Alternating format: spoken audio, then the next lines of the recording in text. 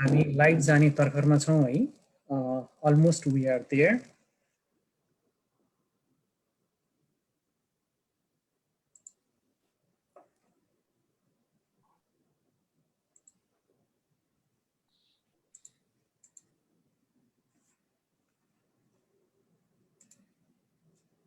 दर्शक पनि नमस्कार है।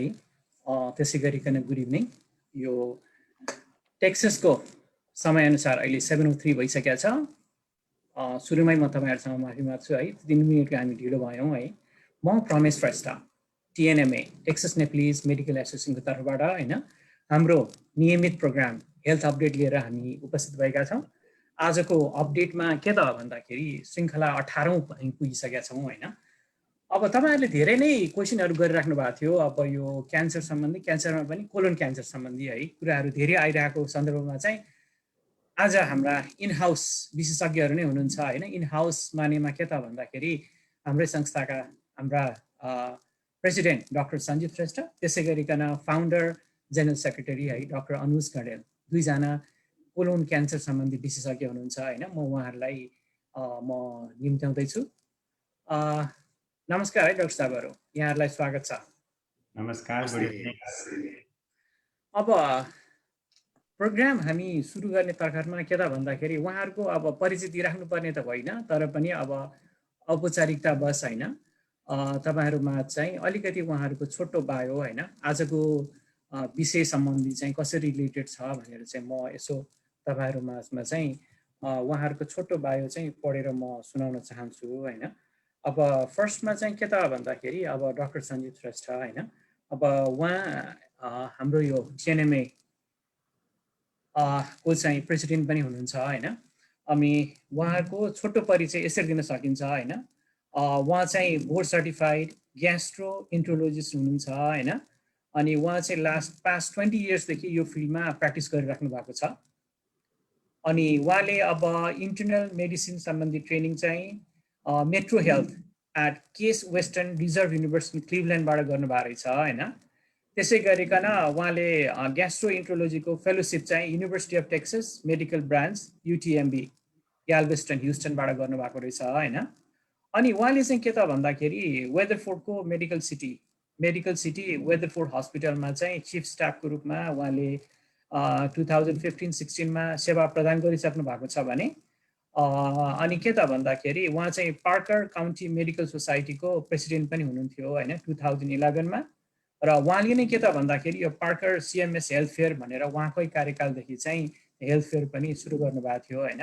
अब उहाँ हाम्रो यो डालस फोर्ट वर्थमा चाहिँ चिरपरिचित के त भन्दाखेरि हेल्थ क्याम्पको कारणले पनि धेरै नै सबैले चिन्नुहुन्छ। 2009 देखि एनएसटीको हेल्थ क्याम्प पनि गरेर आउनु भएको छ भने यो अर्थक्वेक नेपालमा हुँदा 2015 मा उहाँकै अगुवाईमा हाम्रो अमेरिकाको तर्फबाट पहिलो हाम्रो टिम पनि उहाँकै अगुवाईमा पुगेको थियो भने अर्का हाम्रा डाक्टर साहब हुनुहुन्छ हैन। अर्को डाक्टर साहब चाहिँ यङ एकदमै के त भन्दाखेरि kind of a very popular हैन र एकदमै के त भन्दाखेरि मिलनसार व्यक्तित्व है डाक्टर अनुज राज कडेल। उहाँ चाहिँ टिएनएमए को चाहिँ फाउन्डर जेनरल सेक्रेटरी हुनुहुन्छ हैन। उहाँ चाहिँ के त भन्दाखेरि नेपालमा नै अब नेपालबाट यता आउनुभयो हैन। आउनुहुने क्रममा चाहिँ पोखराको हाम्रो मणिपाल कलेज अफ मेडिकल साइन्सबाट चाहिँ उहाँले एमबीबीएस गर्नुभएको थियो हैन। अनि त्यसपछि अहिले चाहिँ के त भन्दाखेरि उहाँलाई चाहिँ अब यो कोलन डक्टर इन वाक्साहाची टेक्ससको वाक्साहाचीको टप कोलन डक्टरको रूपमा पनि उहाँलाई लिएको छ है। अब उहाँले धेरै जस्तो के त भन्दाखेरि उहाँको ट्रिटमेन्टमा चाहिँ एकदमै जस्तै अब कोलोरेक्टल डिसअर्डर सम्बन्धी हैन त्यसको पनि वाइड रेन्जमा जस्तै अब भन्नुको के त भन्दाखेरि जस्तै कोलोरेक्टल क्यान्सर भयो, त्यसै डायबिटिकुलिटिस, हेमोरोइड्स हैन ती कुराहरुमा चाहिँ सर्जरी त्यसै गरिकन ल्याप्रोस्कोपिक सर्जरी टेक्निकहरुमा चाहिँ उहाँ एकदमै पपुलर पनि हुनुहुन्छ र उहाँ बोर्ड सर्टिफाई हुनुहुन्छ हैन अमेरिकन बोर्ड अफ सर्जरीबाट भने त्यसै गरिकन American Board of Colon and Rectal सर्जरीबाट पनि उहाँ हुनुहुन्छ भने अनि उहाँलाई चाहिँ के त भन्दाखेरि he is considered as one of the top colon doctor in Waxahachie Texas भनेर पनि उ गरिएको छ है। अहिले छोटो यही चिनारी तपाईहरु समक्ष मैले राखेँ हैन र अब समयलाई ध्यानमा दिएर म सिधै के त भन्दाखेरि आजको प्रोग्रामतिर म लाग्दै छु है। हामीसँग अब डाक्टरद्वय अगाडि हुनुहुन्छ। अनि दर्शकवृन्द है, जसले चाहिँ हाम्रो यो फेसबुकमा हामीलाई हेरिराख्नु भएको छ, तपाईँहरूलाई पनि केही क्वेसन छ भने त्यस सम्बन्धी तपाईँहरूले सोध्न सक्नुहुनेछ। आज हामी स्पेसियली के त भन्दा कोलन क्यान्सरमा नै हामी बेस हुनेछौँ। त्यसबाहेक पनि अब कन्स्टिपेसन, त्यसै गरिकन हेमोराइडका कुराहरू पनि हामी धेरै नै क्वेसन हाम्रो यो नेपाली समाजमा धेरै नै आइराख्ने क्वेसनहरू भएर त्यो पनि हामीले इन्क्लुड गरेका छौँ होइन। यदि आजको सन्दर्भसँग आजको हाम्रो टपिकमा मिल्ने खालको क्वेसन्सहरू चाहिँ तपाईँले राख्नुभयो भने चाहिँ हामी अगाडि त्यही अनुसारले बढ्नेछौँ। डाक्टर साहबहरू, तपाईँहरूको अब अनुमति लिएर आजको प्रोग्राम म अगाडि बढाउने तर्खरमा छु है त। Thank you. नमस्ते प्रमेशजी, कस्तो राम्रो इन्ट्रोडक्सन दिनुभयो, thank you so much. Good evening to everyone. नेपालमा बसिराख्नु भएकोहरूलाई गुड मर्निङ। आज हामी कोलन क्यान्सर या ठुलो आन्द्राको बारे डिस्कसन गर्छौँ। कोलन क्यान्सर के हो, कसरी हुन्छ, किन हुन्छ, कोलन क्यान्सर या ठुलो आन्द्राको लक्षणहरू के हो, अनि कसरी डायग्नोज गर्छ, अनि यसको मेडिकल ट्रिटमेन्ट अनि सर्जिकल ट्रिटमेन्ट कसरी हुन्छ भन्ने यो सब हामी सरल भाषामा आज डिस्कसन गर्ने प्रयास गर्छौँ। कोलन क्यान्सर या ठुलो आन्द्रा भन्दाखेरि तपाईँको लगभग यो 5 फिट लामो हुन्छ। यो चाहिँ तपाईँको 5 फिट लामो ट्युब हो। सुरुदेखि तल मलद्वारसम्म जाँदाखेरि मलद्वारलाई चाहिँ रेक्टम भनिन्छ। रेक्टममा पनि हुनसक्छ, कोलनमा पनि कुनै भागमा पनि यो क्यान्सर हुनसक्छ। हाम्रो कोलन चाहिँ लगभग 2 इन्ची डायामिटरको हुन्छ। अनि यसमा चाहिँ सानो सानो पलिप भन्ने देखा पर्छ। यो पलिप यो सानो पलिप आउँछ। यो चाहिँ एउटा केराउको जस्तो साइज हुन्छ, सानो हुन्छ। अनि त्यो चाहिँ 3-4 वर्षमा ठुलो हुँदा हुँदा त्यो क्यान्सरमा डेभलप हुन्छ। त्यसलाई चाहिँ कोलन क्यान्सर भनिन्छ। यो हुने सिक्वेन्सलाई चाहिँ एडिनोमा कार्सिनोमा सिक्वेन्स भन्छ।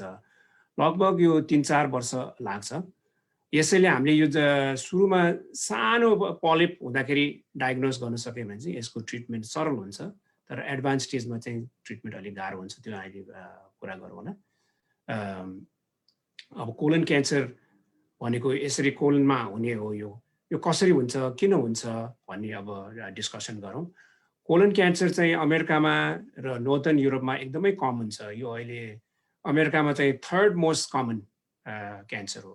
तपाईँको लङ नम्बर 1 हुन्छ, अनि लेडिजमा ब्रेस्ट नम्बर 2, मेनमा प्रोस्टेट, नम्बर 3 चाहिँ कोलन क्यान्सर हुन्छ। तर more people die from colon cancer than prostate and breast cancer. So colon cancer is the 2nd leading cause of cancer-related death in US. लगभग 2020 मा 150 जना मान्छेको डायग्नोज भएको थियो colon cancer in US, and out of that in 2020 52,000 people died from colon cancer. त्यो यस्तो विचार गर्दाखेरि चाहिँ त्यो ह्युज नम्बर हो। एउटा यहाँ फुटबल स्टेडियममा लगभग 40-50 हजार मान्छे बस्न सकिन्छ। So every year, a small town or a stadium full of people are dying from colon cancer in US. Ani yo चाहिँ it's a preventable disease, so these people did not necessarily have to die. कसरी prevent गर्न सक्छ, के गर्न सकिन्छ भनेको त्यो हामी आज डिस्कस गर्छौँ। कोलन क्यान्सरको रिस्क हामी सबैमा हुन्छ। in US the risk is 5% lifetime risk. In other words, any one of us listening today, lifetime हामीलाई colon cancer हुने chance 5%. Yeah, 1 in 20 of us will get colon cancer. अनि colon cancer चाहिँ अक्सर जति उमेर भयो त्यति colon cancer हुने chance धेरै हुन्छ. So let's discuss about the risk factors. के risk factors रहेछ colon cancer हुनको लागि भन्दाखेरि there are certain risk factors which we cannot change or we cannot do anything about. त्यो चाहिँ के हुन्छ भने age, genetics or family history, अनि एक दुईवटा inflammatory conditions like inflammatory bowel disease भन्छ हामी, Crohn's disease र ulcerative colitis. So यो तीनटा कुरा चाहिँ it's not changeable. अब जति उमेर बढ्दै गयो कोलन क्यान्सरको सम्भावना धेरै हुन्छ. The average age of diagnosis of colon cancer is between 60 to 70 years of age. के हुन्छ भने colon lining is continuously dividing the cells in the colon lining, and there is a small mutation might occur called KRAS mutation. अनि त्यो gene गरिकन त्यो cells will be abnormal. तर young age मा चाहिँ हामी we are able to correct that small defect and it's called the spell check gene. तर जति जति उमेर हुँदै गयो यो स्पेल चेक जिन तपाईले चाहिँ यो इरेजर जस्तो सम्झनुस्, यो स्पेल चेक जिन चाहिँ काम गरिदैन अनि त्यो एब्नोर्मल सेल्सहरु चाहिँ मल्टिप्लिकेसन हुँदै त्यो अहिले मैले देखाए जस्तो पलिपबाट एडिनोमाबाट यो कार्सिनोमा या पलिप क्यान्सरमा कन्भर्ट हुन्छ। यो चाहिँ एज भयो, त्यो अब त्यसको लागि हामी केही गर्न सक्दैनौँ। अनि family history yeah genetic condition, so there is about 6 to 10% of people who are diagnosed with colon cancer have a genetic predisposition. Most commonly, there are two types. One is called FAP or familial adenomatous polyposis. But more common than that, there is one called hereditary non-polyposis colon cancer. Yeah, HNPCC भनिन्छ। त्यसमा चाहिँ MS1, MLH1, MSH6 genetic defect हुन्छ। अनि त्यो genetic defectले चाहिँ मान्छेहरूले people get colon cancer at a very young age. यो family history भयो भने चाहिँ मान्छेहरू even at 20-30 years of age they can get colon cancer. अनि third चाहिँ certain GI condition, inflammatory bowels disease, Crohn's disease, ulcerative colitis, अनि PSC, primary sclerosing cholangitis भन्ने मान्छेहरूलाई पनि colon cancer धेरै हुन्छ। अब what are the risk factors that can be changed? त्योमा चाहिँ हाम्रो के आउँछ भने obesity, diet and lifestyle. So obese people are at more risk of having colon cancer, and they also tend to have sedentary lifestyle. So sedentary lifestyle also increases the risk. Having active lifestyle, walking or exercising half an hour 5 times a week is recommended, decreases the risk of colon cancer. Diet might say consuming fatty food and red meat increases risk of colon cancer significantly. And the other side of that is eating fruits and vegetables decreases risk of colon cancer. And अर्को habits, smoking increases the risk of colon cancer, and alcohol consumption also increases the risk of colon cancer. यो त risk factors भयो। अब colon cancer हुँदाखेरि मान्छेलाई के symptoms हुन्छ, के लक्षण हुन्छ भन्ने तिर लागौं हैन। मोस्ट कमन सिम्पटम्स चाहिँ खास के हो भने सिम्पटमै हुँदैन, asymptomatic, so people don't have symptoms. That is why it is very important to diagnose this when people don't have symptoms. त्यसलाई चाहिँ स्क्रिनिङ भनिन्छ, and we will talk in more detail about that. तर symptoms, common symptoms can be blood in the stool, दिसामा रगत आयो, दिसा change in bowel habits भन्छ। दिसा चाहिँ अब पहिला कन्स्टिपेसन भएको मान्छेलाई डायरिया हुन थाल्यो, डायरिया या नर्मल बाउल हुनेहरूलाई चाहिँ कन्स्टिपेसन हुन थाल्यो, 2 हप्ताभन्दा लामो बेरसम्म कन्स्टिपेसन हुन थाल्यो भने that we call that a red flag, है। त्यसो भयो भने चाहिँ आफ्नो डाक्टरसँग कुरा गर्नु पर्यो। चेन्ज इन बाउल ह्याबिट्स भन्दाखेरि चाहिँ अब दिसा पातलो हुने, एकदम थिन, हामी मेडिसिनमा चाहिँ पेन्सिल थिन भन्छ, त्यो भयो भने पनि द्याट्स रिस्क फ्याक्टर। अरू चाहिँ अलि नन स्पेसिफिक सिम्पटम्सहरू पनि हुनसक्छ, ग्यास, ब्लोटिङ, एकदमै फुल फिलिङ हुने, अनि एब्डोमिनल पेटको तल दुख्ने, क्र्याम्पिङ हुने। अब 1-2 चोटि भयो भने ठिकै छ, तर त्यो बारम्बार हुँदाखेरि that's also risk factor.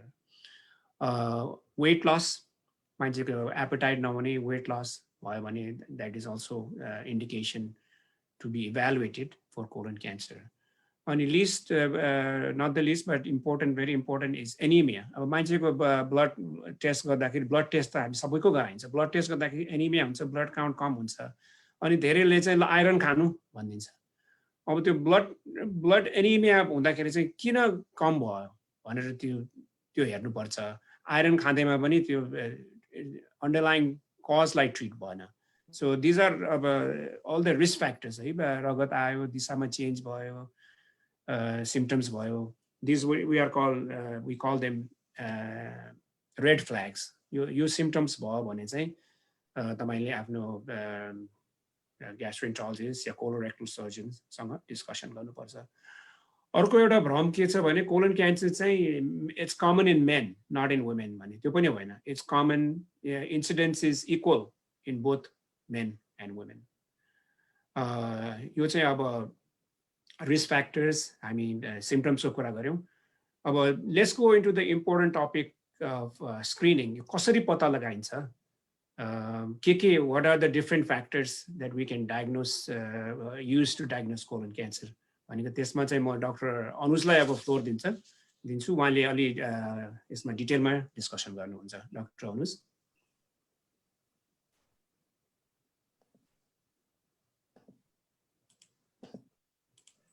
Namaste. Thank you, Promise ji and Dr. Sanjeev. Agi Dr. Sanjeev le भन्नुभएको जस्तै यो चाहिँ second most common cancer that kills people in America भनेर भन्छौँ हामी हैन। अनि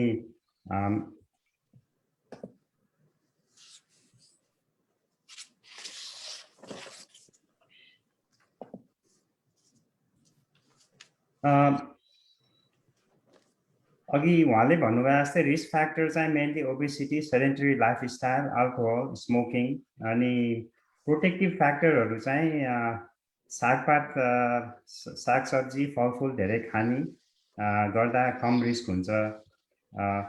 अघि भने जस्तै अब दिशामा रगत आयो, पातलो भयो, अल्टरनेटिङ कन्स्टिपेसन अथवा डायरिया भयो, एनिमिया भनेको लो ब्लड काउन्ट भयो, एब्डोमिनल पेन भयो भने चाहिँ हामी वर्कअप गर्छौँ के कारणले यो भइरहेछ भनेर।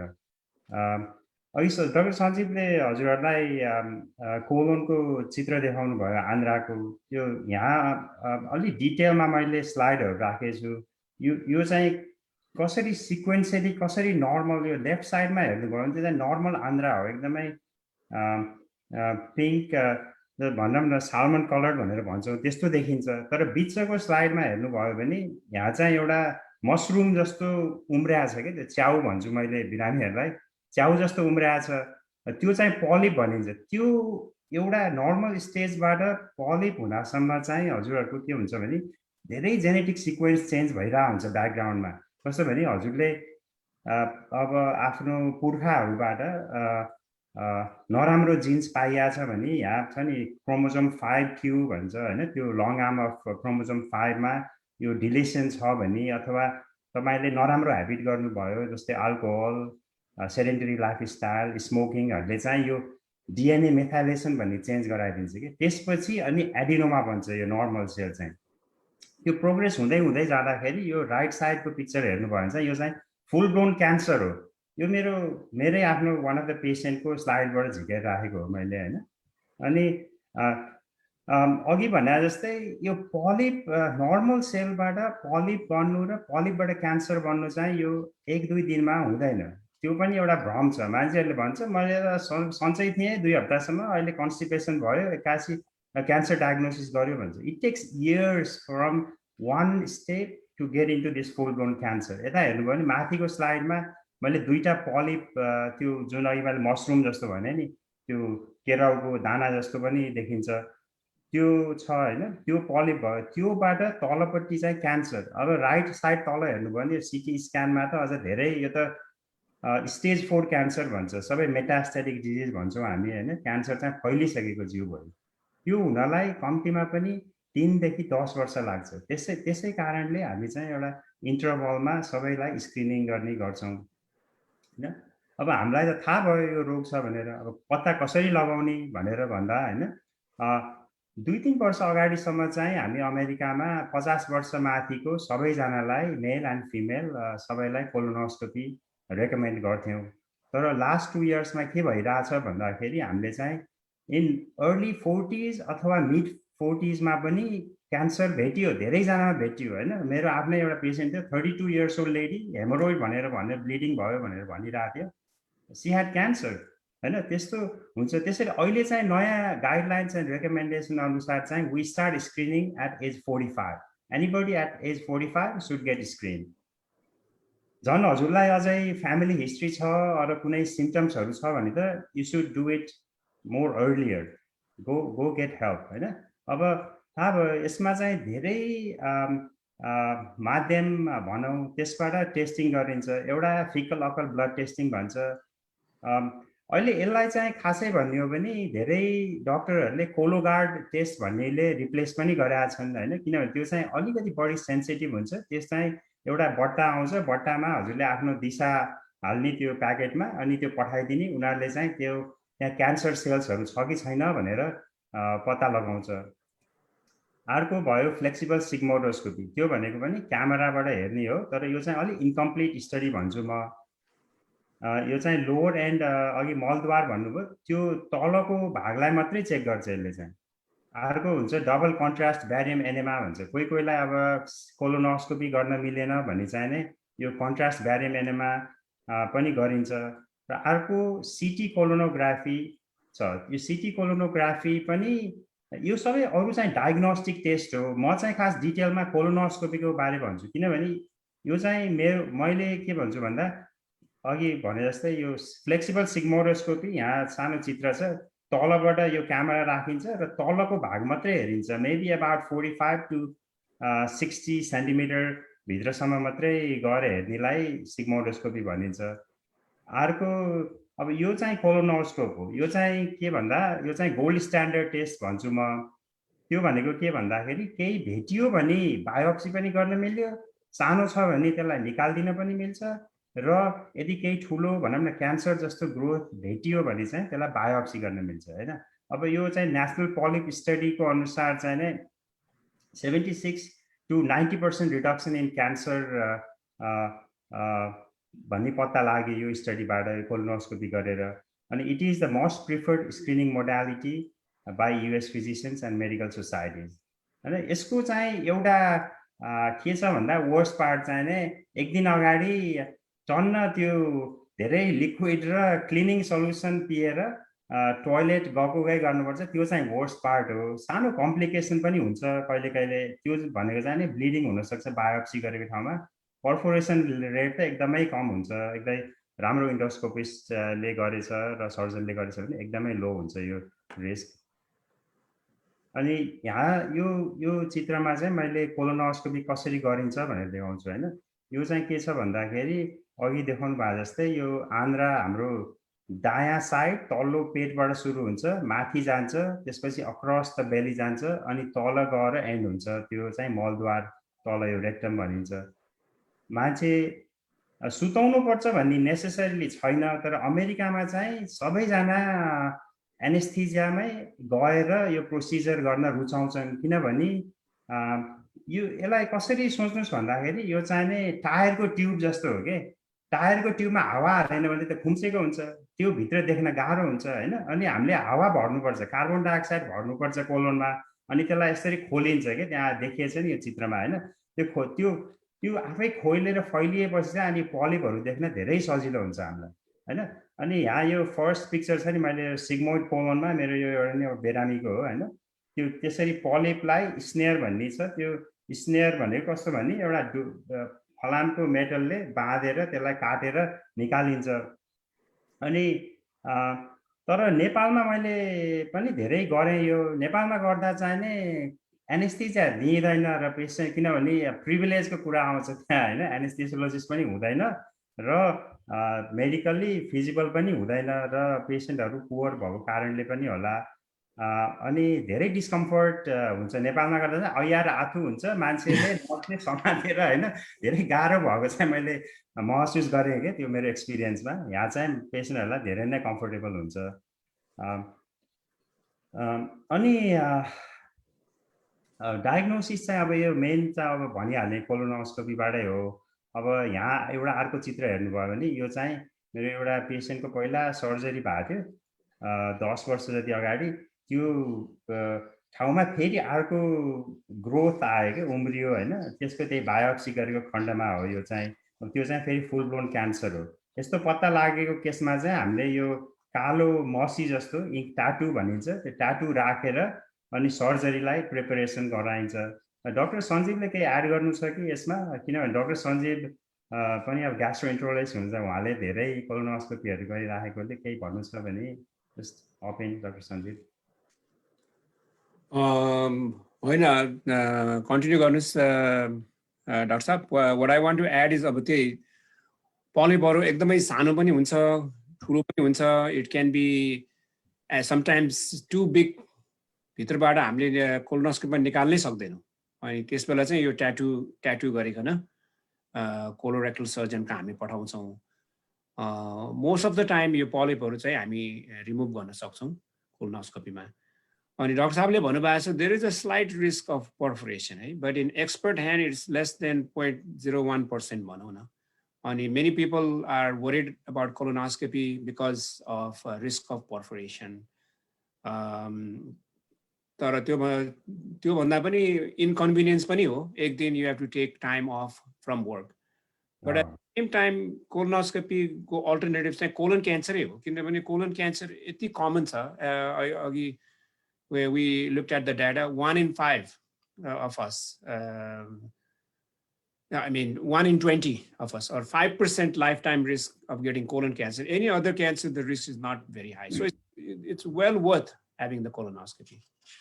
अनि नर्मल छ र तपाईलाई अब कुनै अरु रिस्क फ्याक्टर अघि भन्नुभएको जस्तै फ्यामिली हिस्ट्री छैन र पहिला पलिप छैन भन्छ एभ्री 10 इयर्स गरिन्छ कोलोनोस्कोपी हैन. अनि अब त्यो चाहिँ अब क्यान्सर भेटेको खण्डमा चाहिँ हामी सिटी स्क्यान गर्छौं हैन.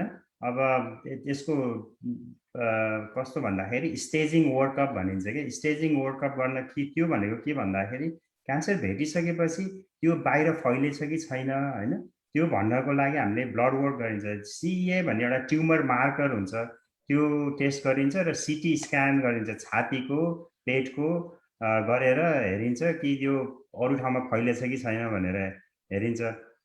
यदि फैलेको छैन र स्टेजिङमा जान्छु है अब एकचोटि. कोलोन क्यान्सर स्टेज 1 अथवा स्टेज 2 मात्रै छ भने सर्जरीले मात्रै क्युरेटिभ हुन्छ. अनलेस पछि प्याथोलोजीमा हाई रिस्क फिचर आछ भने मात्रै किमोथेरापी दिइन्छ. नभए स्टेज 1 र स्टेज 2 चाहिँ मोर देन 90% क्युरेटिभ रेट छ. त्यसैले कोलोनोस्कोपी गर्नु एकदमै इम्पोर्टेन्ट छ यो डायग्नोसिस इस्टाब्लिश गर्नलाई यदि कुनै प्रब्लम छ भने हैन. अनि पहिला चाहिँ अब यस्तो यो ठुलो यो पेटको चित्र हो हैन. माथिदेखि तलसम्म काटेर हस्पिटलमा 15 दिन बसेर सर्जरी गर्थ्यो. अहिले चाहिँ के छ भन्दा रोबोटिक ल्याप्रोस्कोपिक सर्जरी गरेर चाहिँ धेरैजना बिरामीहरू मेरो चाहिँ 48 आवर्स अथवा maximum 5 days depending on how comfortable how quickly they can recover उनीहरू घर गइरहेको हुन्छन्. सानो सानो पाल क्यामेरा र इन्स्ट्रुमेन्टहरू युज गरेर चाँडै नै घर जान्छन्. अघि मैले भने जस्तै तर यदि स्टेज 3 भनेको चाहिँ के भन्दा त्यो आन्द्राको छेउमा चाहिँ सानो सानो गिर्खा जस्तो हुन्छ, त्यसलाई हामी लिम्फ नोड भन्छौँ. यदि क्यान्सर चाहिँ लिम्फ नोडमा सरिसकेको खण्डमा चाहिँ किमोथेरापी पहिला दिइन्छ. किमोथेरापी दिएपछि त्यसलाई श्रिङ्क गराइन्छ. अनि श्रिङ्क गरेर घटेछ भने अथवा कतै फैले छैन भने बल्ल हामी सर्जरी रेकमेन्ड गर्छौँ. नभए स्टेज 3 र स्टेज 4 भनेको त जिउमा जताततै फैलेको कन्डिसन हो. त्यसमा चाहिँ surgery is not recommended unless अब कसैलाई पर्फोरेसन भनेको आन्द्रा नै फुट्यो, ब्लिडिङ भयो हैन, त्यस्तो कन्डिसनमा चाहिँ नै सर्जरी गरिन्छ. नभए स्टेज 3 र स्टेज 4 को क्यान्सरमा चाहिँ सर्जरी गरिँदैन. त्यो अब स्टेज 3 र स्टेज 4 को पत्ता लागेको कन्डिसनमा चाहिँ हामी अन्कोलोजिस्ट भन्छ, त्यो चाहिँ क्यान्सर डाक्टरलाई रिफर गर्छौँ अनि उहाँहरूले किमोथेरापी दिनुहुन्छ. यो चाहिँ मेरो फेरि अर्को एउटा पेसेन्ट आएको थियो 82 इयर्स ओल्ड फिमेल हैन. अघि डाक्टर सञ्जीवले भन्नुभयो जस्तै एनिमिया भनेको र जहिले पनि एकदम थाके, मलाई एकदम थकै लाग्छ, थकै महसुस हुन्छ, सास फेर्न गाह्रो हुन्छ भनेर आएको हैन. अनि कोलोनोस्कोपी गरेँ. कोलोनोस्कोपीमा हेर्दा उसको दायाँपट्टिको आन्द्रामा यहाँ एउटा काउलीफ्लावर जस्तो देखिएको छ नि, हो त्यो ग्रोथ भेटियो. त्यो चाहिँ क्यान्सर नै आयो कि. अनि त्यही लेडीको यहाँ एउटा सर्जरी चाहिँ यो चाहिँ मैले के देखाउन खोजेको भन्दा यहाँ चाहिँ ट्याटु मार्क हालेर सर्जरी गर्दा यस्तो देखिन्छ. यो चाहिँ एउटा पिस अफ रोबोटिक सर्जरी हो हैन. त्यो कालो मार्क भयो, त्यो तानेर यसरी भित्र सर्जरी गरिन्छ हैन. अलि ग्राफिक छ, I am sorry about that. तर यो चाहिँ क्यान्सरलाई त्यसरी निकालिन्छ। यो सबै यो पहेँलो चाहिने बोसो र लिम्फ नोड्सहरू हामीले निकाल्छौँ यहाँ, अनि प्याथोलोजिस्टले त्यो लिम्फ नोडलाई टेस्ट गरेर त्यहाँ सरेछ कि छैन अथवा फैलेछ कि छैन भनेर त्यसरी हेर्नुहुन्छ, अनि त्यो चाहिँ फाइनल डायग्नोसिस हुन्छ सर्जरीपछि।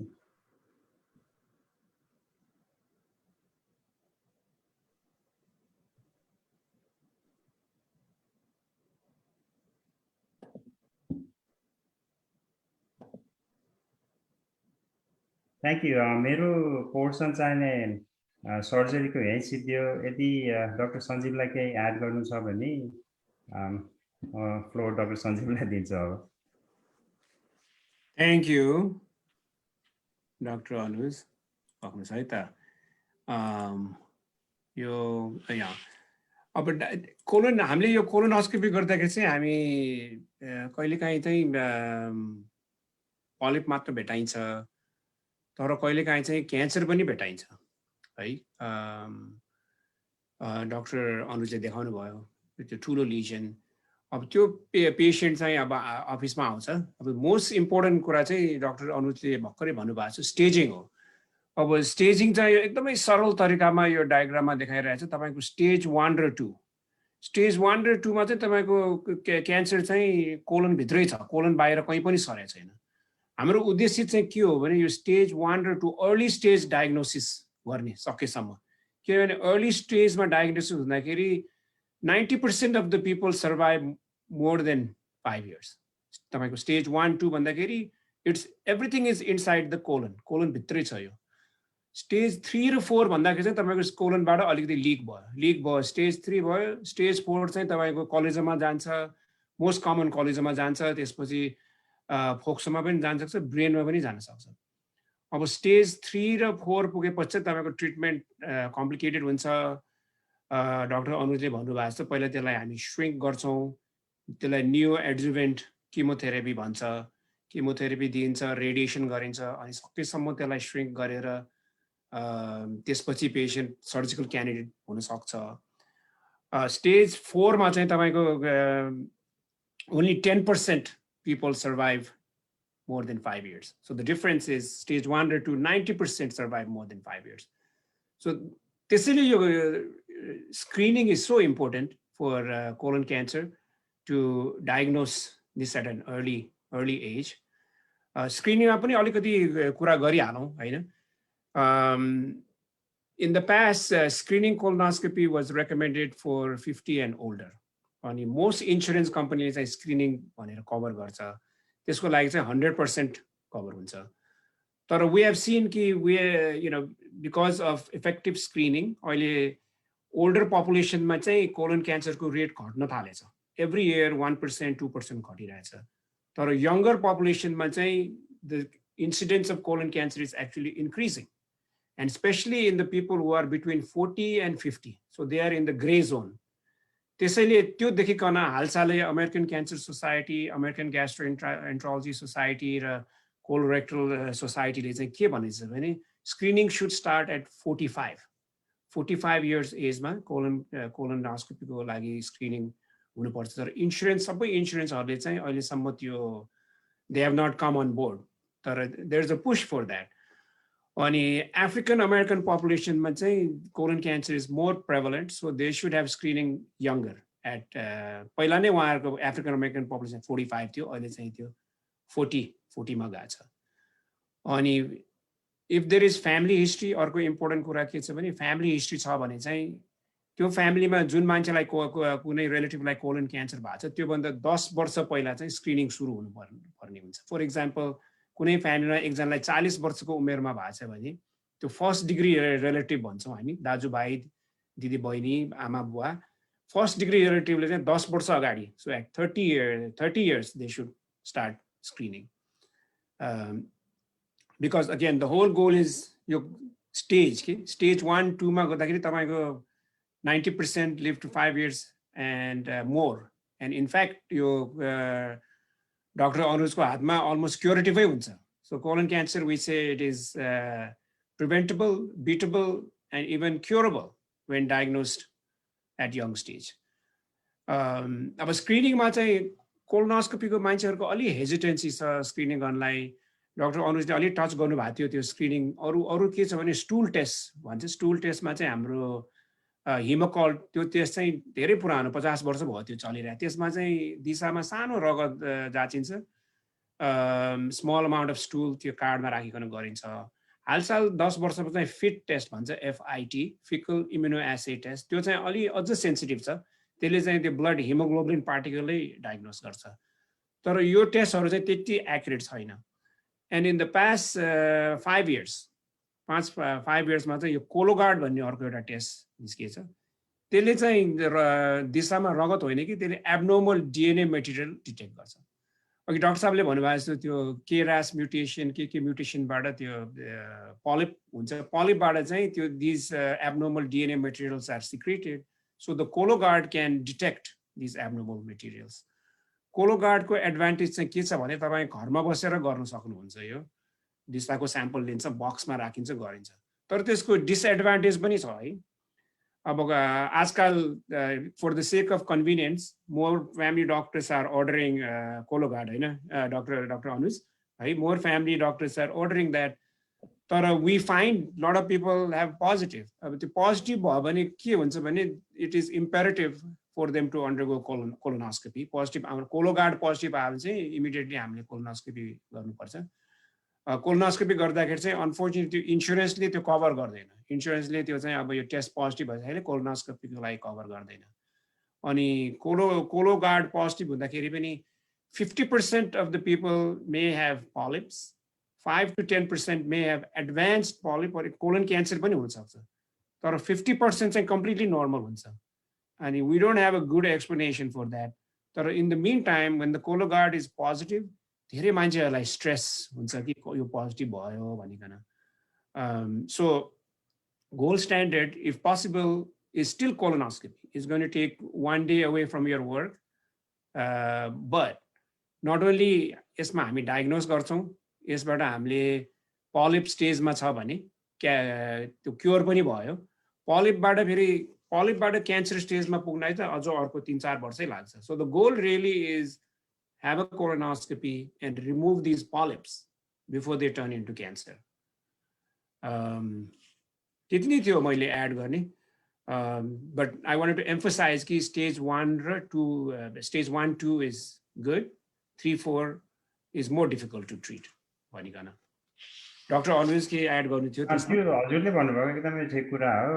कस्तो भन्दा कोलोगार्डले चाहिँ नै धेरै भ्रममा फैलाएको पनि छ हैन। मैले कोलोगार्ड नेगेटिभ भएको कति पेसेन्टहरूलाई गर्दा पनि I have still found polyps in them. त्यसैले मलाई चाहिँ विश्वास लाग्दैन त्यसको 100%।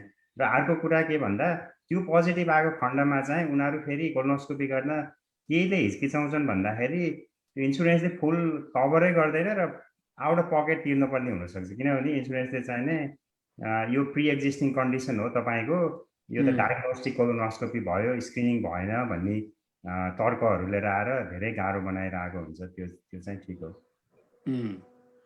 राइट। यो अब यो screening colonoscopy is a vast topic. यो डिस्कस गर्यो भने कोलोगार्डको अर्को डिसएडभान्टेज के हुन्छ, it has to be done every 3 years, हरेक 3 वर्ष गर्नुपर्छ। अब कोलोनोस्कोपी चाहिँ तपाईको if everything is normal and no family history it's every 10 years। तर के गरी पलिप फेला पर्यो भने चाहिँ 1 centimeter या लार्जर पलिप भयो भने एभ्री 3 years गर्नुपर्ने हुन्छ। If there is a smaller polyp every 5 years गर्नुपर्ने हुन्छ। And if there is no polyps is 10 years। So that is ongoing screening process. तर मान्छेको पलिप भइसकेपछि चाहिँ it is often that there is some genetic predisposition. So once you have a polyp, there's more chance more polyps will form. अनि धेरै पेशेन्टहरुको चाहिँ फेरि 4-5 टा पलिप हुन्छ। सो म चाहिँ जोकिङली उनीहरुलाई भन्छु, ओ यु हेभ अ ग्रीन थम भनिदिन्छु के। So you have more often भनिकन। हुन्छ प्रमेश जी, अब हाम्रो यो ब्रिफ डिस्कसन सक्यो। अब क्वेशनतिर लागौँ न हैन, समय पनि अलिकति एउटा क्वेशन म लिइहालौँ है। एउटा क्वेशन आएको थियो कि यो नेपालमा कस्तो छ त? हामी नेपालबाट यहाँ अमेरिकामा आउँछौँ हाम्रो डायट नेपालीहरूको डायट त हाम्रो एकदमै राम्रो छ, हामीले पनि यो पिर मान्नुपर्छ र हामीले पनि यो गरिराख्नुपर्छ र भन्ने एउटा क्वेसन आएको थियो।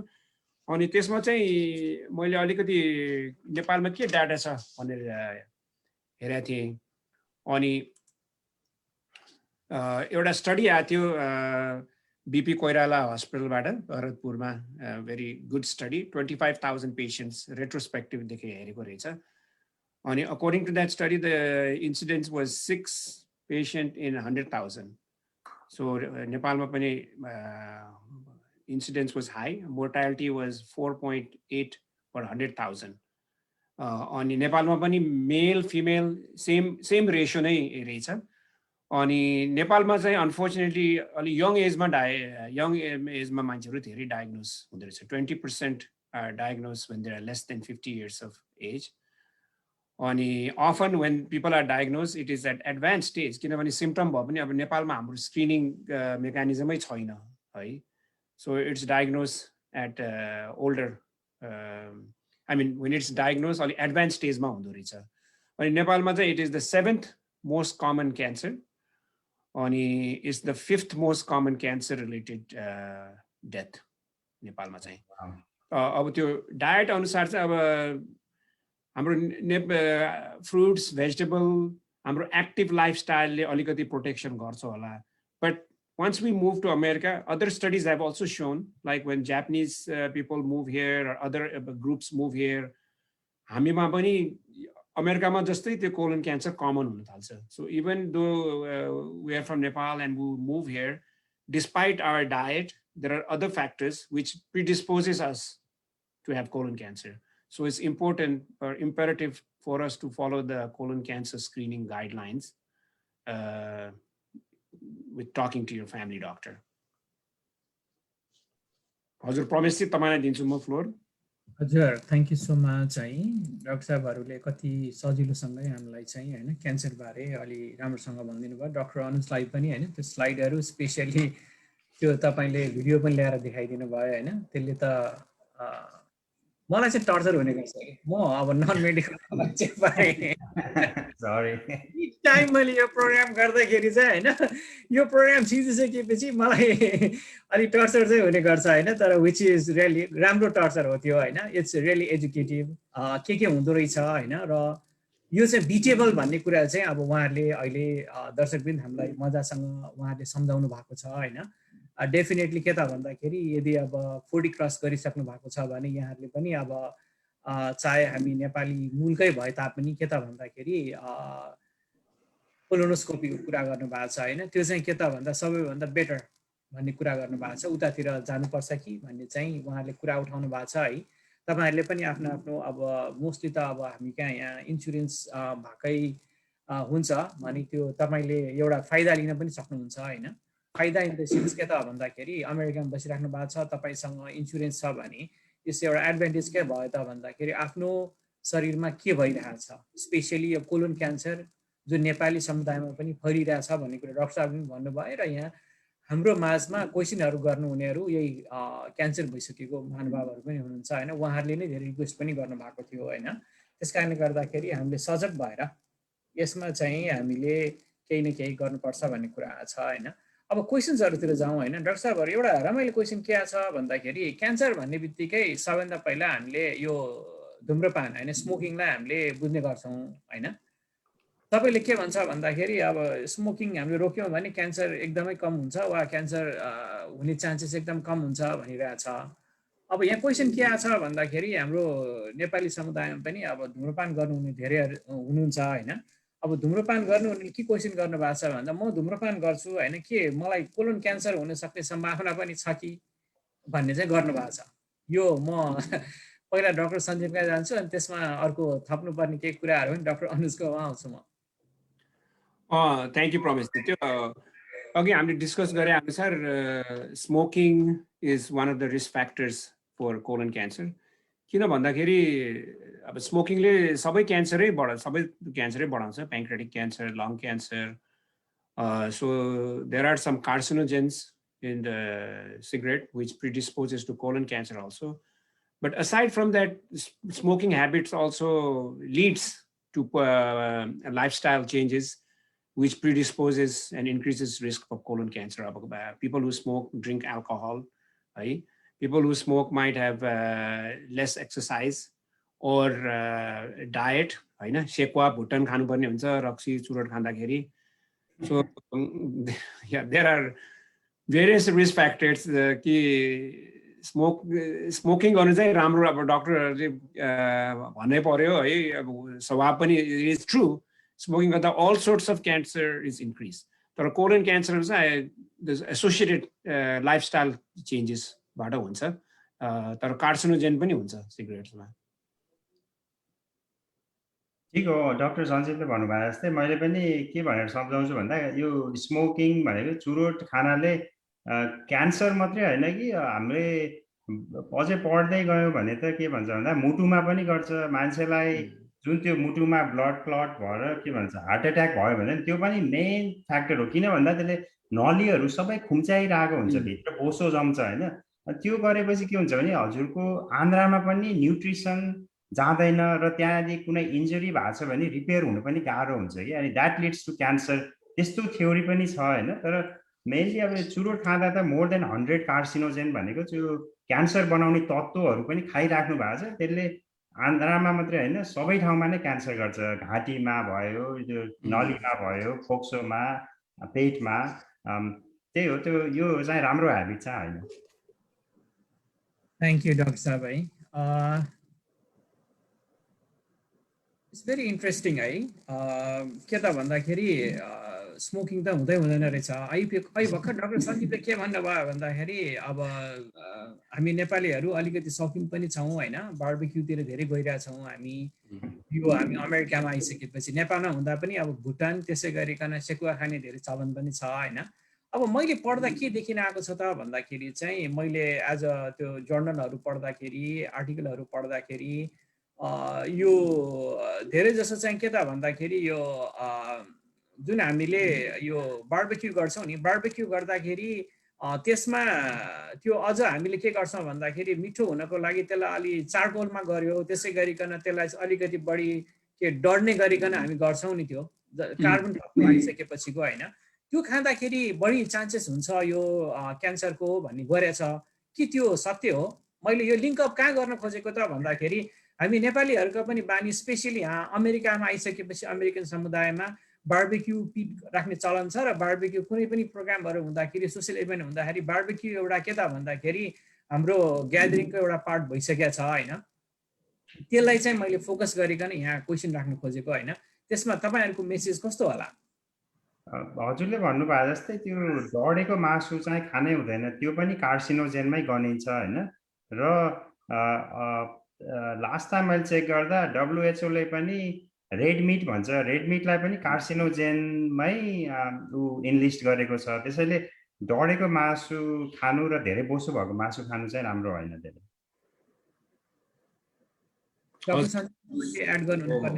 त्यो कार्सिनोजेन्स त्यो बार्बिक्यू मासुमा स्पेशली स्मोक्ड बार्बिक्यूमा कार्सिनोजेन्सहरू हुन्छ. एन्ड रेड मिटमा चाहिँ त्यो फ्याट पनि धेरै हुन्छ. So that's one of the reason कि US र युरोपमा increased risk of colon cancer because of red meat consumption. That's really one of the reasons. And Nepal, India, not as high as in developed countries because of the diet, but lifestyle, where we live a more active lifestyle. But I was surprised to read that Nepal ma pani common hai rahecha. Nepal ma pani we are not completely free of colon cancer. दुईटा कुरा जस्तो लाग्छ doctor Sanjeev, मलाई चाहिँ के भन्दाखेरि अहिले इन्डस्ट्रियलाइजेसनले गर्दाखेरि नेपालमा पनि धेरै फास्ट फुड चेन रेस्टुरेन्टहरू छ, मान्छेहरू हैन इजी वे अपनाइरहेछन्। र पहिलाको जस्तो भन्नु न, अहिले अब जोसँग पनि मोटर बाइक हुन्छ उ हुन्छ, पहिला अब साइकल चलाउनु पर्थ्यो, त्यो एक्सरसाइज भयो नि एउटा हैन। अहिले त मान्छेहरू गाडी बाइक छ हैन, अनि त्यसले धेरै इन्फ्लुएन्स पार्छ। र सेकेन्ड कुरा चाहिँ स्टडिज एन्ड डेटा छैन हामीसँग नेपालको, त्यसैले तर आई थिंक नेपालमा पनि उही लेभलमा क्यान्सर प्रिभलेन्स चाहिँ छ जस्तो लाग्छ मलाई। या आई एग्री। नेपालमा पनि अब रेड मिट भन्दाखेरि तपाईको I think buffalo, pork, त्यो पनि red meat मा आउँछ नि. Any meat which has high concentration of fat. Goat meat, sorry. Goat meat also, it comes in red meat, and we love goat meat. Thank you, Dr. Sabaru. अब एउटा question interesting in the sense के त भन्दाखेरि एउटा अलिकति related question हैन. अब मेरो यहाँ अमेरिकामा छु, मेरो इन्स्योरेन्स छैन हैन, त्यसकारणले गर्दा घरमै आफै गर्न मिल्ने कुनै टेस्ट छ कि हैन, जसले गर्दाखेरि म अलिकति मलाई अलि सजिलो हुन्छ भन्ने क्वेसन राख्नु भएको छ हैन. यो क्वेसन तपाईहरुले के भन्नुहुन्छ यसमा चाहिँ? क्वेसन अलिकति क्लियर कसरी गरौँ भन्दाखेरि यो कोलोन क्यान्सर सम्बन्धी हैन टेस्टिङ चाहिँ घरमै बसेर गर्न मिल्ने केही छ कि, किन भन्दा मेरो इन्स्योरेन्स छैन हैन, म कोलोनोस्कोपी गर्न सक्दिनँ होला भन्ने किसिमबाट लेख्नु भएको छ हैन. यस्तो इन्स्योरेन्स नभएको अमेरिकामा बसिराख्नु भएको यो हाम्रो नेपाली समुदायलाई कसरी यो कसरी चाहिँ एड्रेस गर्नुहुन्छ? त्यो अघि हामीले स्क्रिनिङमा पनि कुरा गरेका थियौँ. सबभन्दा सस्तो चाहिँ त्यो स्टुल हिमोकल्ट या फिट टेस्ट भनिन्छ. त्यो चाहिँ कुनै पनि डक्टरले अर्डर गर्न सकिन्छ. त्यो चाहिँ सानो स्टुल स्याम्पल लिएर त्यसमा रगत छ कि भनेर चेक गरिन्छ. अब यदि त्यो पोजिटिभ भयो भने चाहिँ कोलोनोस्कोपी गराउनु पर्ने हुन्छ. यदि त्यो नेगेटिभ भयो भने तपाईको सम सेन्स अफ सिक्योरिटी कि nothing bad is happening in the colon. तर the test you cannot rely completely on the test, but for the short term अब त्यो तपाईले त्यो स्टुल हिमोकल गर्ने भए the recommendation is it has to be done every year. जस्तै त अघि हामी कोलोगार्ड भन्ने कुरा गऱ्यौँ. कोलोगार्ड चाहिँ अलि त्यो पनि गर्न सकिन्छ यो कोलोनोस्कोपी नगराइकन. त्यो इट कस्ट आई थिंक $600-700 है डक्टर अनुज कोलोगार्ड. हजुर, त्यो फेरि डक्टरले अर्डर गर्नुपर्छ. अघि हजुरले भन्नुभयो जस्तो एकचोटि डक्टर अथवा प्राइमेरी केयर डक्टरकोमा भिजिटमा त जानै पर्छ. अथवा मेरोमा आउँदा पनि कोही कोलोनोस्कोपी गर्न मान्दैन, कोलोगार्ड अर्डर गर्छौँ. अनि त्यसको नि पैसा चाहिँ पर्छ यदि आउट अफ पकेट भन्नाले क्यास पे हो भने. कोलोगार्ड चाहिँ $600 जति पर्छ. तर Cologuard is if it is negative then the recommendation is do the test again in 3 years. So घरमै बसेर गर्न सक्ने टेस्ट हो यो स्टुल टेस्टहरू हो, हिमोकल्ट, कोलोगार्ड. अनि त्यो नेगेटिभ भयो भने सम रिलिफ कि there is nothing going bad. तर त्यो सर्ट पिरियडमा 1 year 3 year मा गर्नुपर्ने हुन्छ. कोलोनोस्कोपी नेगेटिभ भयो भने नर्मल छ भने तपाईको 10 वर्षसम्म नगरे पनि हुन्छ. तर के इम्पोर्टेन्ट कुरा मेसेज चाहिँ के दिन चाहन्छु भने यदि हजुरलाई सिम्पटम छ र चिन्तै लागेछ, जस्तै भनौँ न कन्स्टिपेसन भएको छ, थोरै रगत देखियो हैन, र पेट दुख्छ कहिले कहिले भने चाहिँ नै हैन म ब्लड वर्क मात्रै गरेर भनेर यो क्षणिक आनन्द भन्नाले ल ठिक छ मलाई म केही छैन भनेर लिनु ठिक छैन. किनभने सिम्पटम छ भने चाहिँ you should go get tested. र कोलोनोस्कोपी गरेको एकदमै राम्रो हुन्छ. किनभने अघि हामीले भन्यौँ यदि स्टेज 1 स्टेज 2 क्यान्सरै भेट्यो भने पनि it's more than 90% curative at that stage भन्ने हुन्छ. तर धेरै ढिलो भयो भने चाहिँ नै अरू समस्या पनि आउन सक्छ. त्यो आई वान्ट टु एड त्यो कोलोगार्ड टेस्ट हामीले कुरा गऱ्यौँ. त्यो test it is recommended for people with average risk है. कहिले काहीँ फ्यामिली डक्टरहरूले हाई रिस्कलाई पनि कोलोगार्ड गराउँछ, which is not correct. High risk means if a person had colonoscopy before a polyp छ भने that person should never get a Cologuard. यदि त्यो परिवारमा कसैको कोलन क्यान्सर भएको छ भने that person should never get a Cologuard test. Even IBD, Crohn's, ulcerative colitis को पेशेन्टलाई पनि कोलोनोस्कोपी नै गर्नुपर्छ. हुँदैन. ulcerative colitis, Crohn's. Cologuard test is for somebody who's average risk. त्यो कहिलेकाहीँ चाहिँ त्यो मिस्टेक हुन्छ. अनि हाई रिस्क पेशेन्टहरूले कोलोगार्ड गरेपछि most of the time positive निस्किन्छ कि, अनि पोजिटिभ निस्केपछि अब झन् गाह्रो भयो. अब एउटा हाम्रो हामी नेपालीहरू अलि धेरै जेनरलाइज गर्छौँ हरेक कुराहरूलाई हैन. अब त्यसमध्ये अब एउटा इन्ट्रेस्टिङ क्वेसन के आएको छ त भन्दाखेरि म 50 वर्षको भएँ हैन, मलाई चाहिँ डाइजेसन सम्बन्धी चाहिँ केही पनि त्यस्तो इस्युजहरू मसँग छैन हैन. त्यसकारणले गर्दा म आफूलाई हेल्दी नै महसुस गर्छु हैन. के मैले कोलन क्यान्सरको स्क्रिन गर्नु पर्ला र किन गर्ने भन्ने किसिमबाट कुरा गर्नु भएको छ. हुन त तपाईहरुले अहिले त्यत्रो प्रेजेन्टेसन गरिसक्नु भएको छ हैन, तैपनि एउटा जेनरलाइज गर्ने किसिमबाट क्वेसन आछ. एउटा यसमा के भन्नुहुन्छ यहाँले? म ठट्टा होला होइन, तर हजुरको 5 वर्ष ढिलो भइसक्यो त्यो भनिदिनुहोस् न। बुझ्नुभयो? किन भन्दा अघि नै डाक्टर सञ्जीवले त्यहाँ स्लाइडमा देखाउनु भए जस्तो होइन, कति मान्छेलाई त सिम्टमै हुँदैन भनेको कुनै लक्षणहरू नै देखा नपरेको पनि हुनसक्छ, unless it's too late and you don't want to get at that stage to get colonoscopy. त्यसैले यदि स्क्रिनिङ एडभान्टेज लिन सक्नुहुन्छ भने I think you should go and get tested. Thank you है। अब अर्को हामी अलिकति क्यान्सर भन्दा अलिकति अब रेगुलर कुराहरूमा पनि जाँदैछौँ होइन। अब त्यसमध्ये एउटा क्वेसन कस्तो आछ भन्दाखेरि I have loose stool most of my life होइन, अब what do I need to do भनेर क्वेसन आएको छ होइन। कन्स्टिपेसनको धेरै जस्तो कुराहरू आउने, यहाँ चाहिँ ठ्याक्कै यसको अपोजिट आएको छ होइन। के भन्नुहुन्छ यसमा? म डाक्टर अनुजतिर जाउँ। ग्यास्ट्रोइन्ट्रोलोजिस्ट टाइप क्वेसन भएछ डाक्टर सञ्जीव। हुन्छ, आई टेक द्याट क्वेसन। अब लुज टुल भन्दाखेरि फ्रिक्वेन्सीमा भर पर्छ, इज इट सफ्ट लाइक हामी काउ प्याटी भन्छ, सफ्ट छ कि लुज भन्दा डायरिया छ कि, डायरिया भने पानी जस्तो, अनि फ्रिक्वेन्सी दिनको 1-2 चोटि हुन्छ कि दिनको 7-8 चोटि हुन्छ कि। अब हामी त्यो गर्दाखेरि चाहिँ टेस्टिङ गर्छौँ पहिला। अमेरिकामा चाहिँ यहाँ स्टुल टेस्ट गर्छौँ। स्टुल टेस्टमा चाहिँ हामी ब्याक्टेरिया, जियार्डिया भाइरसहरू टेस्ट गर्छौँ to see if it is infectious cause. अनि नेपालबाट आउनु भएको छ भने इन्फेक्सन पनि हुनसक्छ।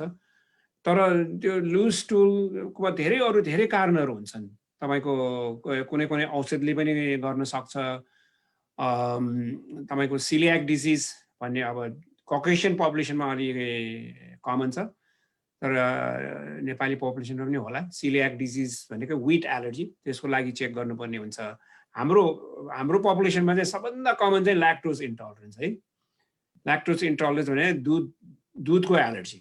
अब lactate is a enzyme which हाम्रो स्मल बाउलमा हुन्छ, it secretes and as we grow older हामीले यो ल्याक्टेट एन्जाइम प्रोडक्सन गर्ने कम हुन्छ कि, अनि प्रोडक्सन गर्न कम हुँदै जान्छ, अनि मान्छेको त्यो लुज बाउल हुन थाल्छ। अनि पेसेन्टले भन्छ डक्टर मैले जिन्दगीभर दुध खाइरहेको छु, अहिले यो कसरी हुन्छ, हुँदैन भनेर भन्छ।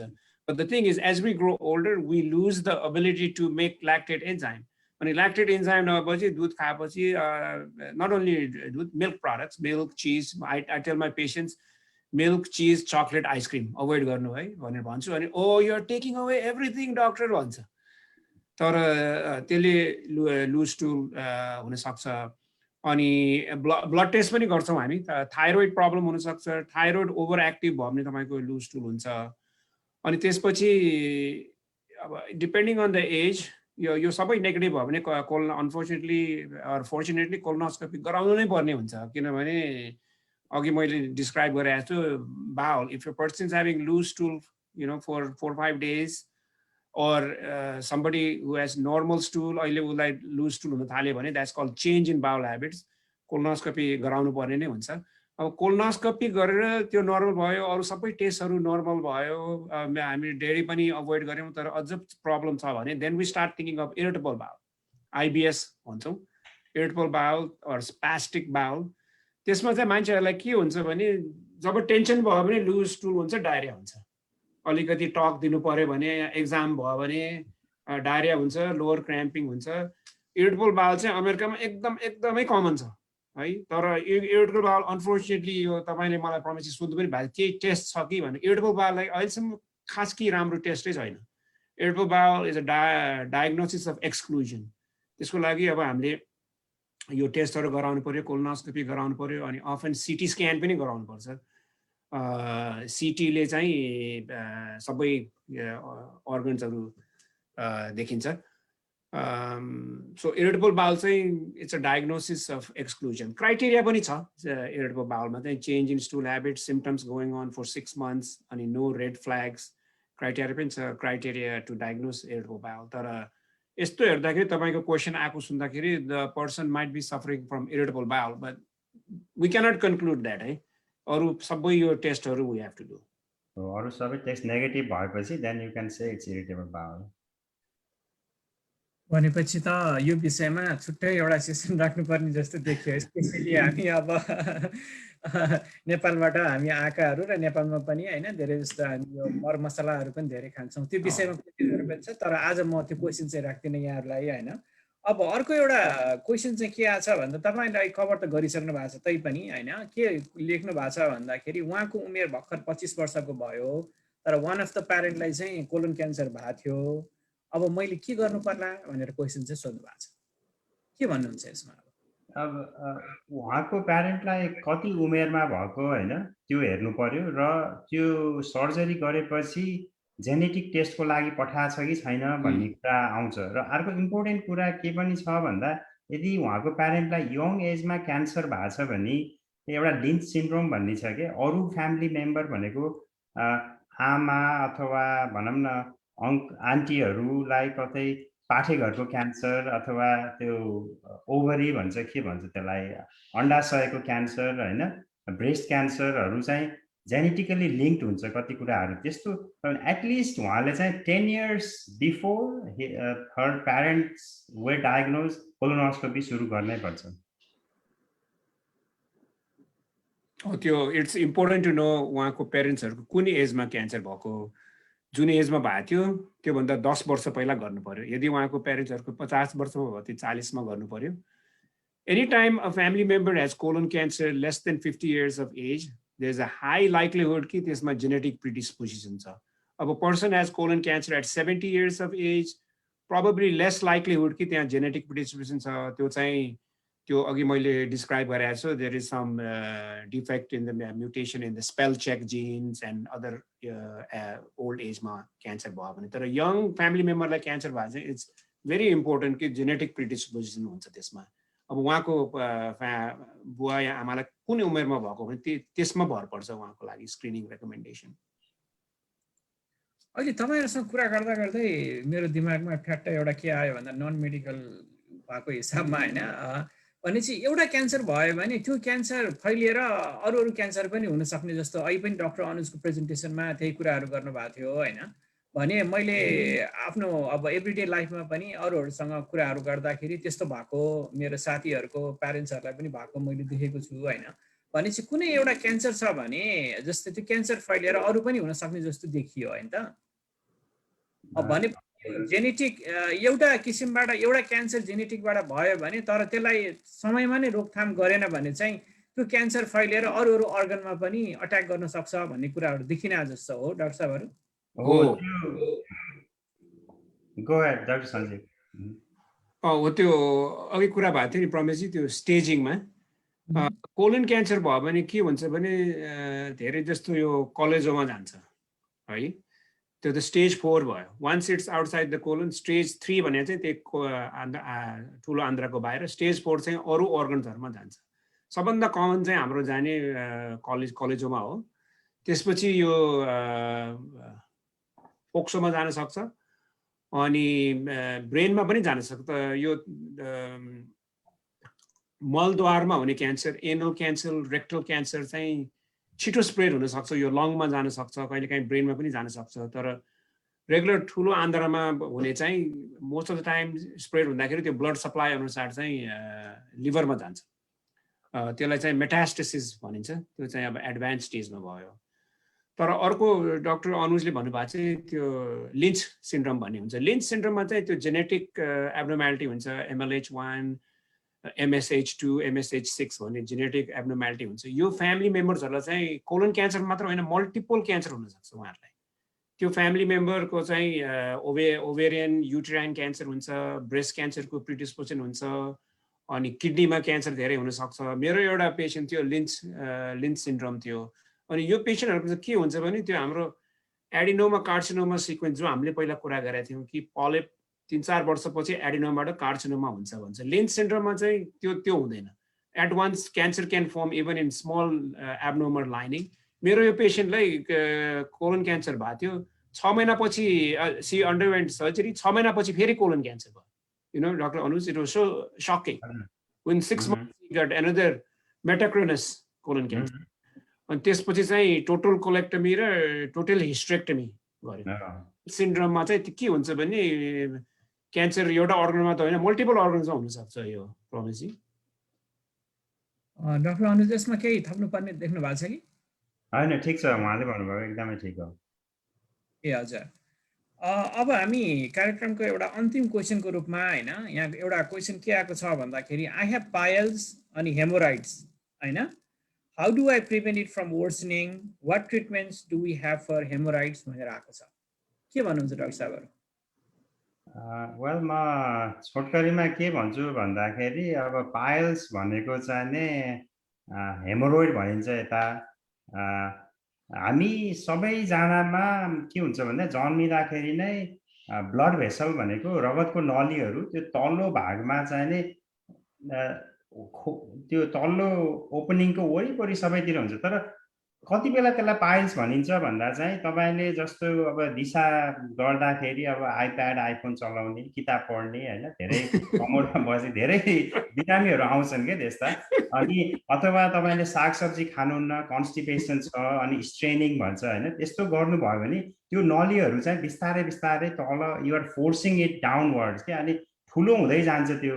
अनि त्यो ठुलो भएको खण्डमा चाहिँ पाइल्स भने सिम्टोमेटिक हेमोरोइड्स भनिन्छ। तर कस्तो भने भगवानले चाहिँ यो रगतको नली चाहिँ हामीलाई किन दिएको भन्दा यो चाहिँ कुसन जस्तो हुन्छ कि, ताकि अनवान्टेड टाइममा एक्सिडेन्ट्स नहोस् भनेर होइन। किनभने त्यो भएन भने त डाइरेक्ट हजुरको मसल मात्रै हुन्छ त्यहाँ, अनि त्यो त्यसको चाहिँ फङ्सन छ। त्यसैले हामी पाइल्सको सर्जरी गर्दा पनि सबै पाइल्सलाई निकाल्दैनौँ कि, किनभने कोही कोहीलाई त्यहीँ राखिदिन्छौँ किनभने त्यसको फङ्सन छ। तर कति बेला सिम्टम हुन्छ भन्दाखेरि यही सागसब्जी नखाने र पानी धेरै नपिउने।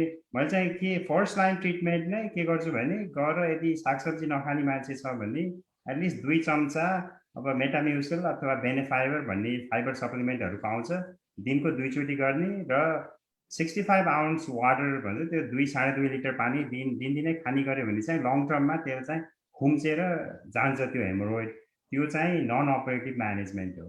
यदि ठुलै छ र जहिले पनि रगत आइराख्छ भने चाहिँ त्यसको चाहिँ सर्जिकल ट्रिटमेन्ट नै दिनुपर्छ।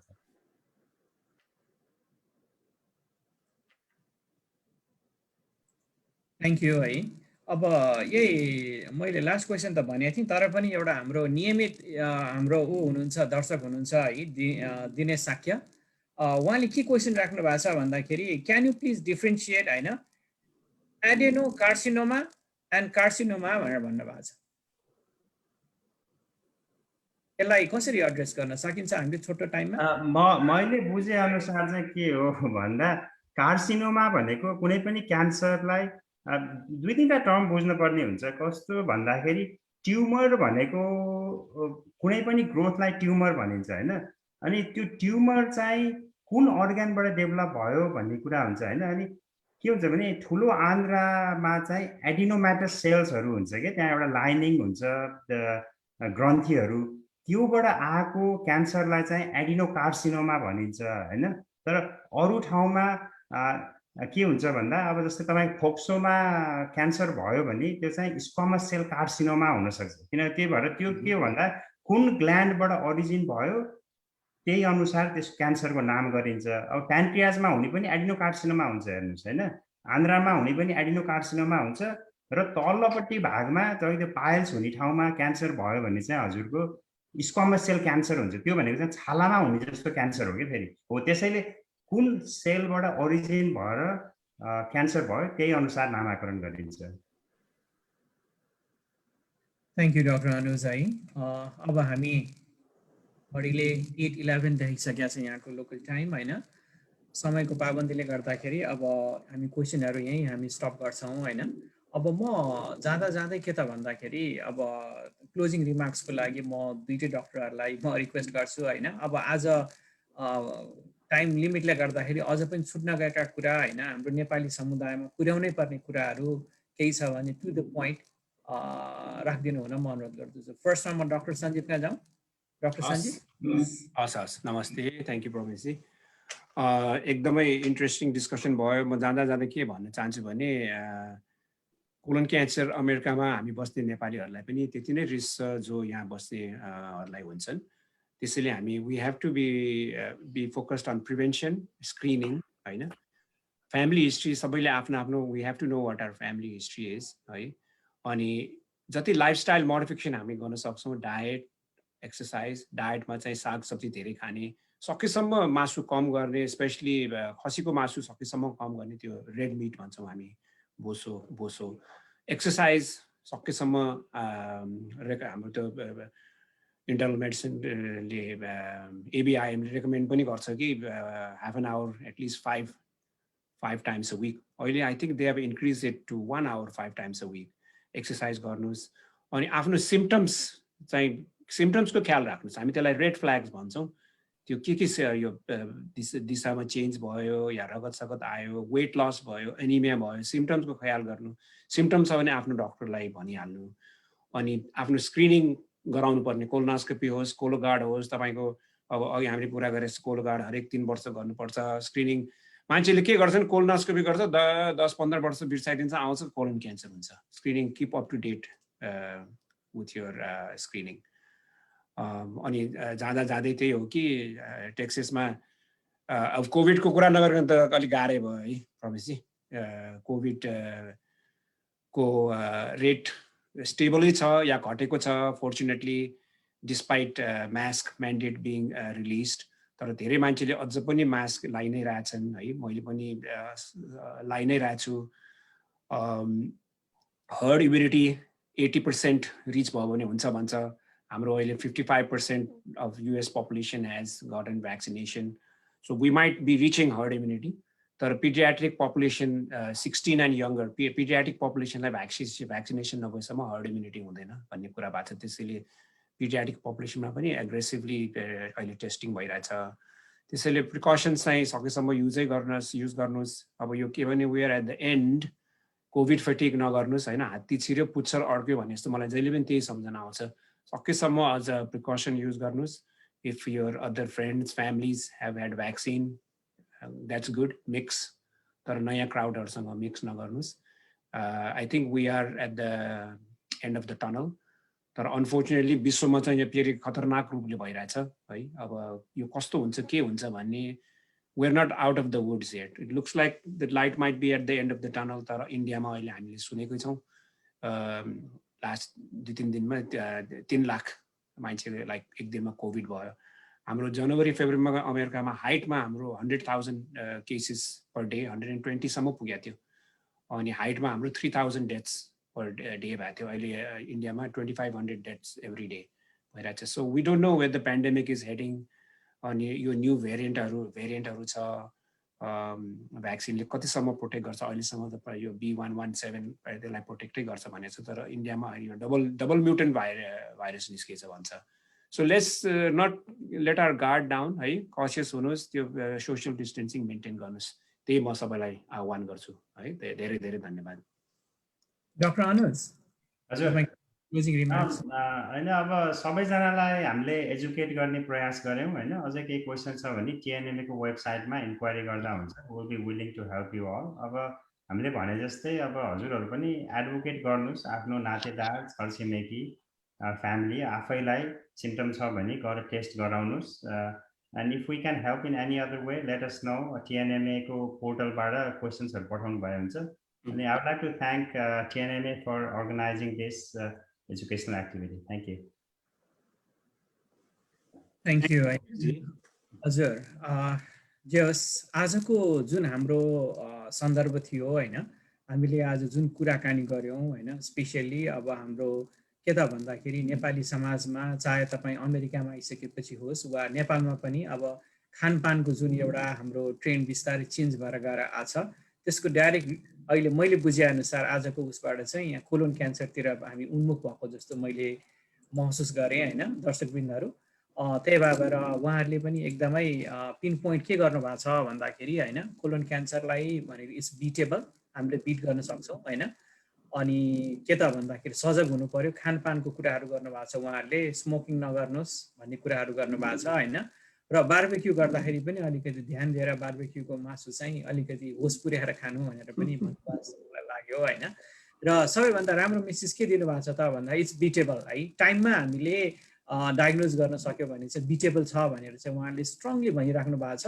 र अब उहाँहरूले के पनि भन्नुभएको छ त भन्दाखेरि यदि तपाईँ 40 वर्ष माथि पुगिसक्नु भएको छ भने इन्डोस्कोपीको कुरा गर्नुभएको छ होइन। अब तर एउटा म क्वेसन गरिहाल्नु है, डाक्टर सञ्जीवले लास्ट क्लोजिङ रिमार्क्समा के भन्नुभएको थियो भन्दा एकचोटि गरेपछि फेरि 10-15 वर्षपछि फेरि कोलन क्यान्सर भएको पनि छ भन्ने कुरा छ भने यो कति टाइममा गर्नुपर्ने रहेछ त यो जुन छ नि? प्रमेशजी अघि मैले त्यो टच गरेको थिएँ, त्यो पलिपमा भर पर्छ, कतिवटा पलिप छ।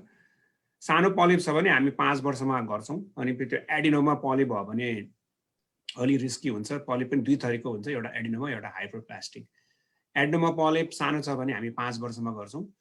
एडिनोमा पलिप यदि ठुलो छ, ठुलो भने 1 सेन्टिमिटर, 1 सेन्टिमिटर लगभग यति आफ्नो कान्छी होला, 1 सेन्टिमिटर भन्दा ठुलो छ भने चाहिँ हामी 3 वर्षमा गर्छौँ। यदि पलिप कुनै पनि छैन, फ्यामिली हिस्ट्री परिवारमा कसैलाई क्यान्सर छैन भने चाहिँ 10 वर्षमा गर्छौँ। त्यही हो, कोही मान्छेले एकचोटि गर्छ बिर्साउँछ, अनि गुड बाई हुन्छ, फर्केर आउँदैन कि। त्यसो त्यो keep up to date with यो स्क्रिनिङ। अब जस्तै कोलोगार्ड हरेक 3-3 वर्ष गराउनुपर्छ। एकचोटि गराएर बिर्सियो भने फेरि यो person can be in trouble. Thank you है दर्शक पनि जाँदै यो क्वेसन ठ्याक्क दिमागमा आयो भनेपछि के त भन्दा एकचोटि गरिसकेको छ, यदि तपाईँको नेगेटिभ आएको छ भने एटलिस्ट अर्को 10 वर्षमा चाहिँ फेरि तपाईँले गर्नुपर्ने हुँदो रहेछ। एकचोटि मात्र गराएर जिन्दगीभर पुग्ने होइन रहेछ होइन। त्यसमा डेफिनेटली अघिदेखि भन्दै आउनु भएको छ, तपाईँले पहिलोचोटि गर्नु हुँदाको खानपान र तपाईँको स्वास्थ्य के थियो र त्यस पछाडि तपाईँको खानपानमा के भएर गएको छ होइन, त्यसले पनि असर पार्न सक्छ जस्तो मलाई लागेको छ। यति भन्दै है दर्शक पनि तपाईँहरूको समय तपाईहरुले दिएर हामीलाई ध्यान दिएर हेरिराख्नु भएको छ। तपाईहरुका विभिन्न क्वेशन्सहरु हामीलाई बेला बेला पठाउने गर्नु भएको छ। कतिपय हाम्रा दर्शक महानुभावहरु एक किसिमबाट फ्रस्ट्रेट पनि हुनु भएको छ। उहाँले सोध्न खोज्नु भएको कुरा, उहाँले बुझ्न खोज्नु भएका कुराहरु आइसकेका छैन हैन। अब हामीले समय सन्दर्भ त्यसै गरिकन हामीसँग अवेलेबल हाम्रा विज्ञहरुलाई ध्यानमा राखेर हामीले क्वेशनहरु बनाउने प्रोग्रामहरु बनाउने गरेका छौं हैन। तपाईहरुले क्वेशनहरु पठाइ नै राख्नुस्, नेपालबाट पनि क्वेशन पठाइराख्नुस् र विश्वको कुनै पनि ठाउँमा बसिराख्नु भएको छ, यदि तपाईलाई केही समस्याहरु छ, त्यस विषयमा जान्ने इच्छा छ भने कृपया तपाईहरुले नियमित रूपमा क्वेशनहरु पठाइ नै राख्नुस्। यति भन्दै आजको यो हाम्रो 18औं एपिसोड हैन, आज हामीले कोलन क्यान्सर सम्बन्धी कुराहरु गर्यौं। इस बिटेबल भन्ने एउटा हामीले मेसेज लियौं र त्यो भन्दै अब जाने तर्खरमा छौं हामी हैन। अब यो प्रोग्राम हामीले डेभलप गर्दाखेरि विभिन्न पर्सनालिटीहरु हाम्रो माझ हुनुहुन्छ हैन। त्यसैमा नाम नहुने अब डाक्टर सन्दीप पाण्डे हुनुहुन्छ भने, त्यसैगरी डाक्टर पूजा सैजु अनि जेसिका भण्डारी र त्यसै गरिकन अहिले यो प्रोग्राम भइराख्दाखेरि हामीलाई पछाडीबाट क्वेशन्सहरु हामीलाई पास गरिराख्नु हुने आवाज श्रेष्ठ लगायत हाम्रो यो हेल्थ अपडेट र टिएनएमए टिम टिएनएमए लाई आजको कार्यक्रमबाट बिदा दिनुहोस्। फेरि अर्को कार्यक्रम हामी लिएर आउने छौं। के कहिले भन्ने कुरा यही हाम्रो फेसबुक पेजमा हामीलाई हेर्दै गर्नुहोस्। त्यो भन्दै आजको प्रोग्रामबाट चाहिँ बिदा चाहन्छु। धन्यवाद। नमस्ते। Thank you. नमस्ते।